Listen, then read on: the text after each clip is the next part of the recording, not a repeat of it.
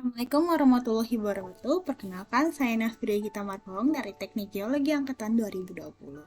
Saya akan mempresentasikan mengenai tugas mata kuliah Teknik Komunikasi Geologi, yaitu proposal skripsi dengan judul Geologi dan Analisis Kestabilan Lereng berdasarkan Limit Equilibrium Method atau LEM menggunakan metode Fellenius dan metode Spencer pada daerah tebing breksi daerah istimewa Yogyakarta.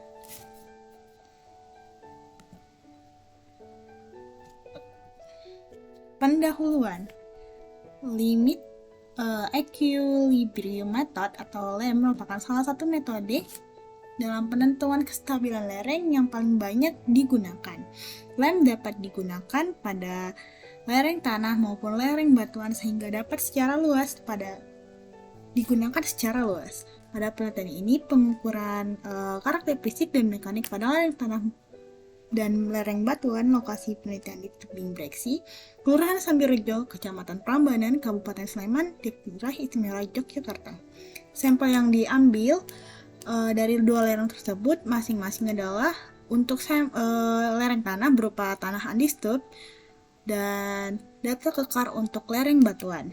Dalam analisis ini akan menggunakan metode yaitu untuk lereng batuan berupa scanline dengan pengukuran dari nilai RKD, pembototan RMR, SMR, dan GSI, di mana nantinya akan dilakukan analisis kinematik untuk mengetahui jenis longsoran setiap lereng.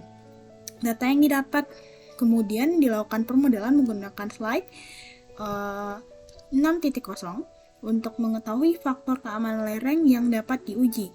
Nah, dalam penentuan faktor keamanan digunakan metode Fellenius dan metode Spencer. Metode Fellenius menganggap gaya-gaya yang bekerja pada sisi kanan dan kiri dari sembarang irisan mempunyai resultan non pada arah tegak lurus bidang longsor. Sedangkan metode Spencer mengasumsikan resultan gaya tiap irisan adalah sama, yaitu resultan gaya horizontal, resultan gaya vertikal, dan momen gaya. Setelah diketahui faktor keamanan dan jenis keruntuhan, akan diberikan saran untuk meningkatkan kestabilan lereng, baik tanah maupun lereng batuan. Oke, berikut adalah gambar dari lokasi penelitian menggunakan Google Earth. Di sini dia berada di kawasan daerah tebing breksi dekat dengan Candi Ijo. Untuk posisi koordinatnya sendiri seperti yang dilihat di gambar. Oke, lanjut untuk metode penelitian. Metode yang dilakukan yaitu pertama tentunya tahap pendahuluan. Tahap pendahuluan ini berupa studi literatur. Dilanjutkan dengan tahap pengumpulan data, di mana akan diambil sampel baik mekanika tanah maupun mekanika batuan. Habis cuci muka udah bersih, pakai micellar water.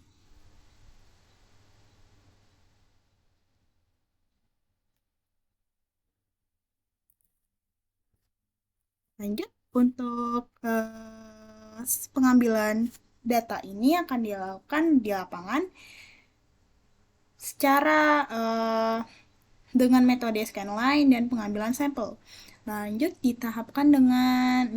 dengan tahap pengumpulan data, di mana data-data ini akan dikumpulkan baik data yang akan kita langsung gunakan saat di lab maupun data yang bisa kita langsung olah. Lanjut untuk ke tahap tahap sintetis data.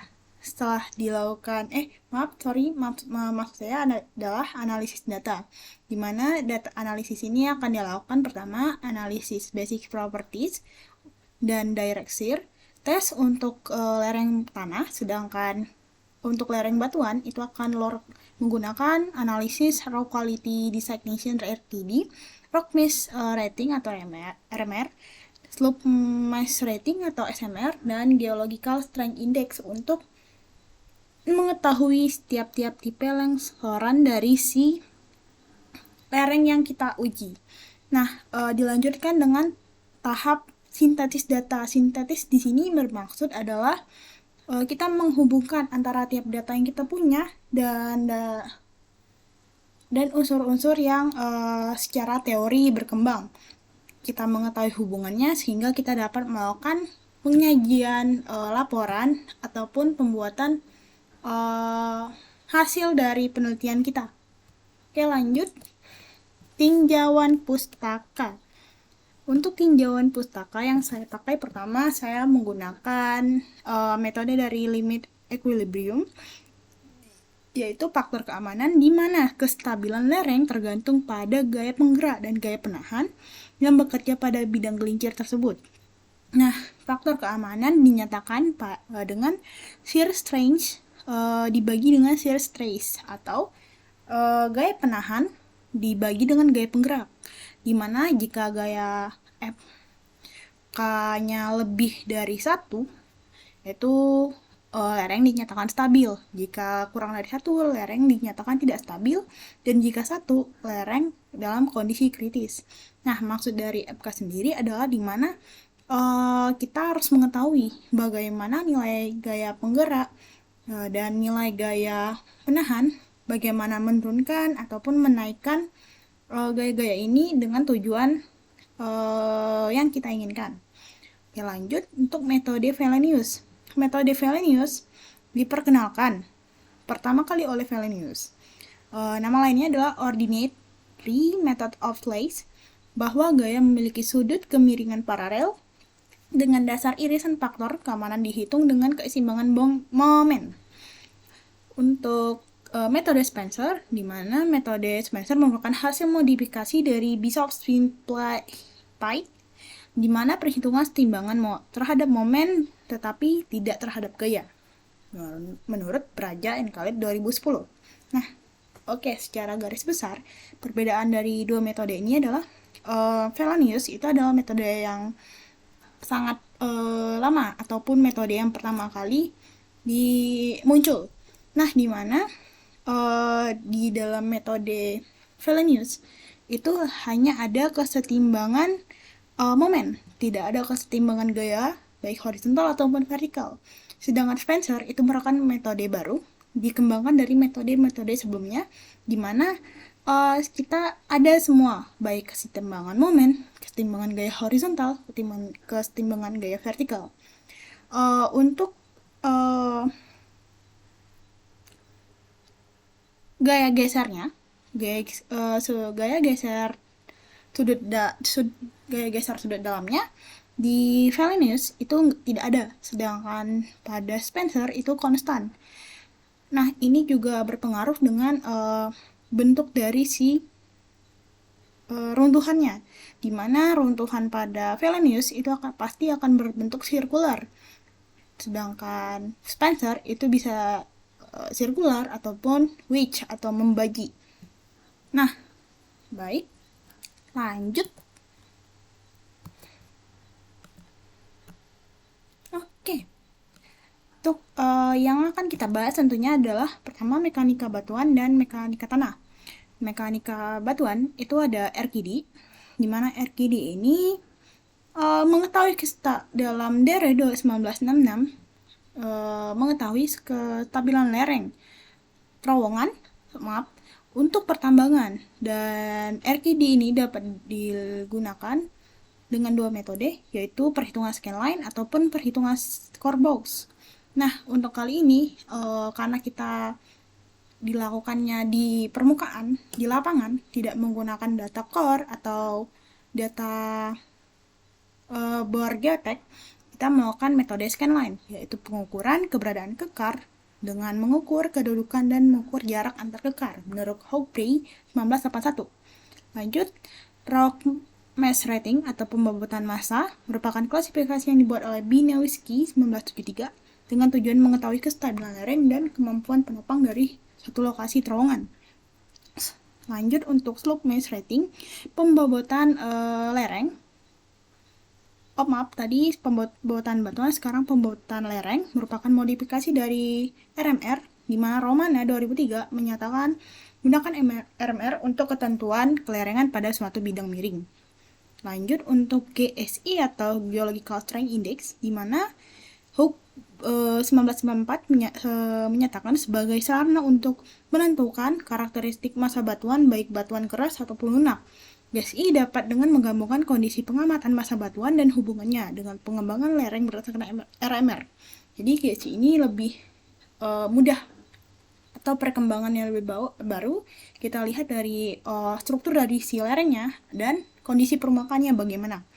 Lanjut untuk mekanika tanah, itu adalah dengan kita melakukan uji itu basic property test, merupakan uji laboratorium digunakan untuk mengetahui karakteristik tanah. Sampel tanah yang digunakan itu adalah sampel undisturbed, di mana sampel itu masih asli dan tidak mengalami gangguan. Lanjut, kita melakukan uji direct shear test atau uji kuat geser, merupakan pengujian kemampuan suatu tanah dalam melawan tegangan geser yang terjadi akibat pembebanan di sepanjang bidang runtuhnya.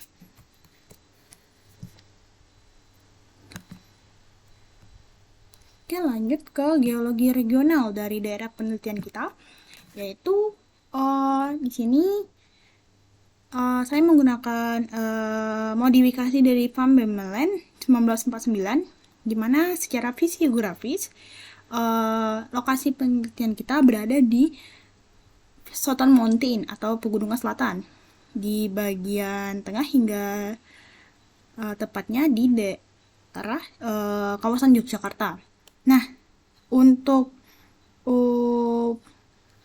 formasinya sendiri, dari si lokasi penelitian ini, dia termasuk ke dalam formasi semilir yang berumur Miocene awal menurut Van Bemmelen 1949.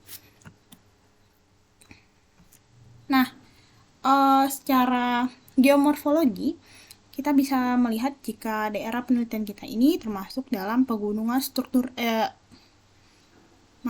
maksudnya dia masuk ke dalam dataran tinggi dengan litologi Breksi Tufan, dan bentuk lahannya sendiri itu adalah perbukitan struktural karena ditemukan kelurusan yang dapat dilihat dari citra, seperti ada kelurusan dari garis berwarna merah ini. Nah, kelurusan ini bisa saja diakibatkan dari adanya penggungan kelurusan ataupun sesar yang berkembang di daerah sana, baik sesar mendatar dan yang menunjukkan lineament atau garis kelurusan yang bisa kita lihat dari citra sendiri, seperti yang sudah saya coba tarik dari data citra Google Earth di sini dan di beberapa tempat. Baik, lanjut.